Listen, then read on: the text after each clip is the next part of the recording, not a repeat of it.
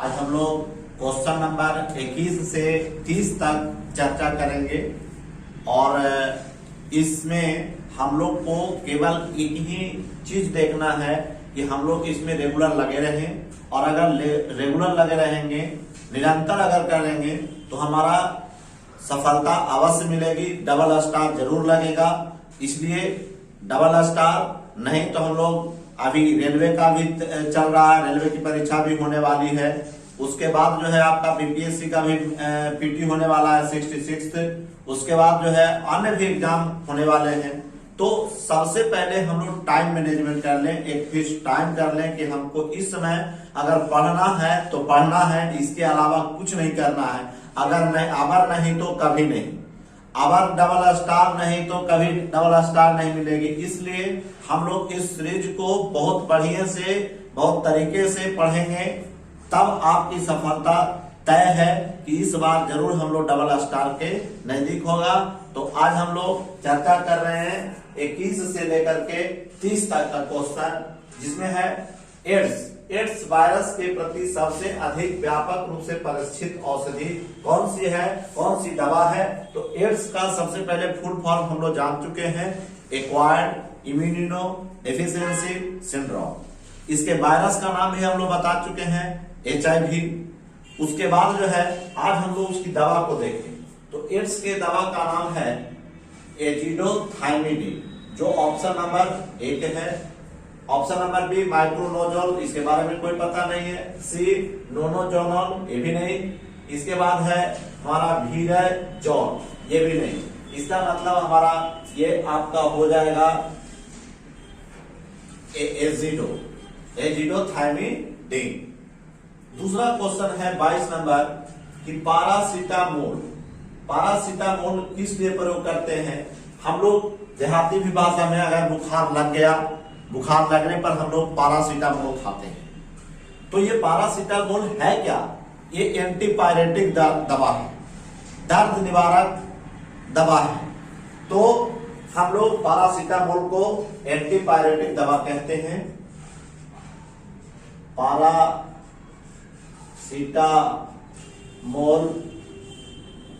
को एंटीपायरेटिक दवा कहते हैं, इसे ज्वर नाशक भी कहते हैं, ज्वर नाशक भी कहते हैं।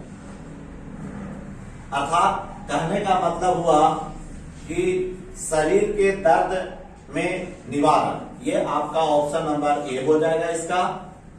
दूसरा है प्रतिजैविक, जिसको हम लोग कहते हैं एंटीबायोटिक, जो जीवाणु से लड़ने का काम करता है। पहला एंटीबायोटिक दवा आपका था पेनिसिलिन, जिसका खोज किया था अलेक्जेंडर फ्लेमिंग। ये जो है कवक से बनता है। तो इसका हम लोग देख लिए। बाम की तरह, जिसको झंडू बाम भी कहते हैं, आयोडेक्स लगाते हैं हम लोग। नेक्स्ट नोशन ड्रॉप, ये हम लोग नहीं जानते हैं, इसलिए इसका आंसर हो जाएगा ए, शरीर के दर्द निवारक में। Next question number MMR। बहुत सारे लोग इसको MMR का जो टीका है वो वायरस के लिए दिया जाता है। MMR का फुल फॉर्म बहुत लोग समझ जाते हैं। पहला ऑप्शन हुआ स्मॉल पॉक्स, माम्स, रेबीज, ये तो आपका नहीं होगा। दूसरा है मीजल्स, माम्स, रूबेला, यही आपका सही आंसर है। मीजल्स, माम्स और रूबेला। लेकिन हम लोग क्या उसको डाल देते हैं, माम्स, मीजल्स और रेबीज, जो आपका गलत है। आपका फुल होना चाहिए मीजल्स, माम्स, रूबेला, जो वायरस से होते हैं। ये तीनों बीमारी जो है वायरस से होते हैं। ये टीका दिया जाता है, बच्चों को टीका दिया जाता है MMR का।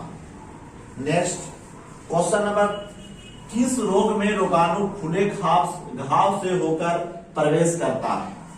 तो ये आपका क्वेश्चन नंबर का हो गया सर। 24 नंबर आपका है, 1 नंबर होगा, किस रोग में रोगाणु खुले घाव से होकर प्रवेश। जैसे इसमें हम लोग टेटनस का नाम सुने होंगे, टेटनस को लॉकजॉ विकृति भी कहते हैं। टेटनस को धनुष टंकार रोग भी कहते हैं। टेटनस को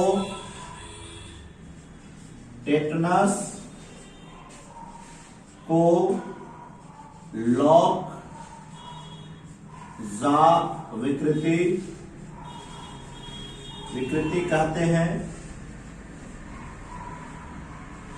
इसे धनुष टंकार रोग भी कहते हैं। इसे धनुष टंकार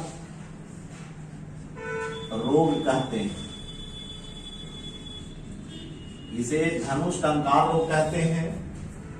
टेटनस, इसमें हम लोग टेटनस का टीका देते हैं।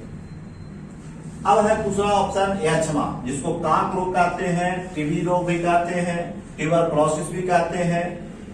ये जो है आपका जीवाणु से होने वाला रोग है। मलेरिया हम लोग पढ़ चुके हैं, प्रोटोजोआ से होता है। इसे प्रोटोजोआ का नाम प्लाज्मोडियम है। ऑप्शन नंबर डी टाइफाइड है। टाइफाइड को हम लोग आंत की बुखार कहते हैं। लोग क्वेश्चन नंबर 25 देखेंगे। एक्यूपंक्चर, ये एक्यूपंक्चर जो है ये चीनी में विकसित एक तकनीकी है जिससे सुई चुभोकर इलाज किया जाता है। तो एक्यूपंक्चर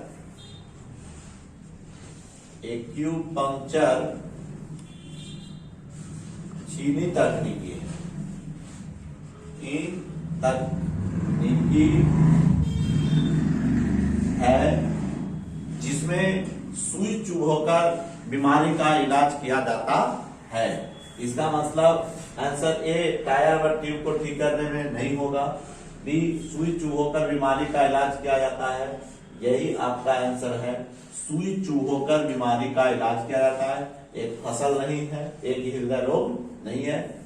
ये एक्यूपंक्चर जो है चीनी तकनीकी पर तैयार एक सुई को चुभोकर बीमारी का इलाज किया जाता है।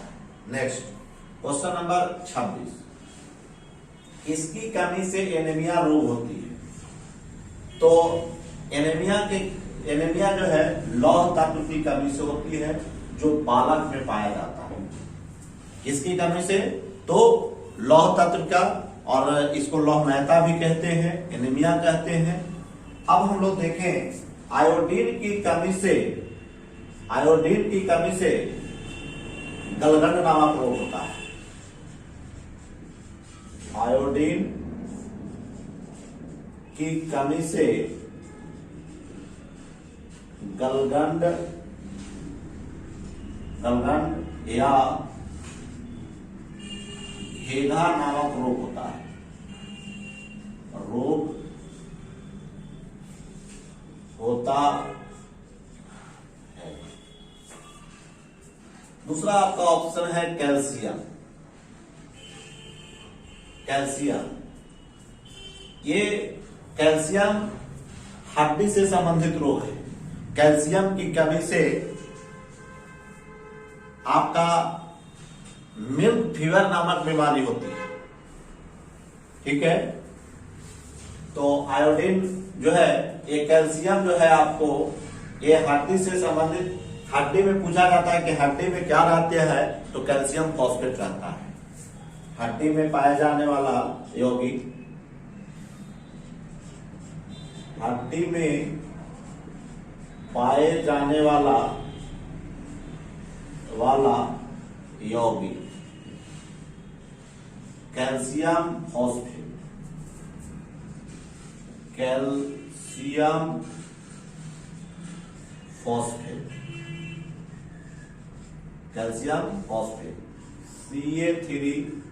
Ca3PO4 का full calcium phosphate. Next question number 27, cancer अस्थिमज्जा से कौन सा भाग प्रभावित होता है? तो कैंसर अस्थिमज्जा में सबसे पहले जानते हैं कि कैंसर क्या है। कैंसर जो है कोशिकाओं के अनियमित वृद्धि को कहा जाता है। इसको कहते हैं कैंसर कोशिकाओं के अनियमित वृद्धि को कहा जाता है। वृद्धि को कहा जाता है। और कैंसर अस्थि मज्जा में ल्यूकेमिया को हम लोग रेक्ट कैंसर कहते हैं। ल्यूकेमिया को रक्त कैंसर कहा जाता है।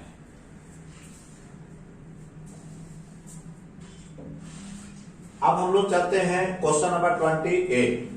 सिगमंड फ्रायड क्या है? सिगमंड फ्रायड एंथ्रोपोलॉजी के जनक माने जाते हैं, जिसको मानव विज्ञान का जनक कहते हैं। मानव विज्ञान का जनक जो है सिगमंड फ्रायड है। ऑप्शन नंबर आपका 4, जिसको एंथ्रोपोलॉजी कहते हैं। Question number 29। किसकी कमी से दांत की बीमारी होती है? तो दांत की बीमारी जो है आपका फ्लोरीन नामक तत्व की कमी से होती है। और फ्लोरीन नामक तत्व की कमी से फ्लोरोसिस नामक रोग होता है। अब जिंक की बात करें, धान में जिंक की कमी के कारण खैरा नामक रोग होता है। धान में जिंक की कमी से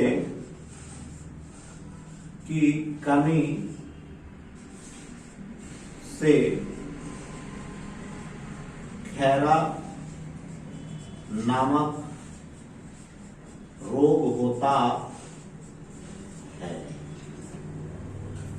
दूसरा क्वेश्चन है आपका फ्लोरीन, तो ये तो दांत में फ्लोरीन की कमी से।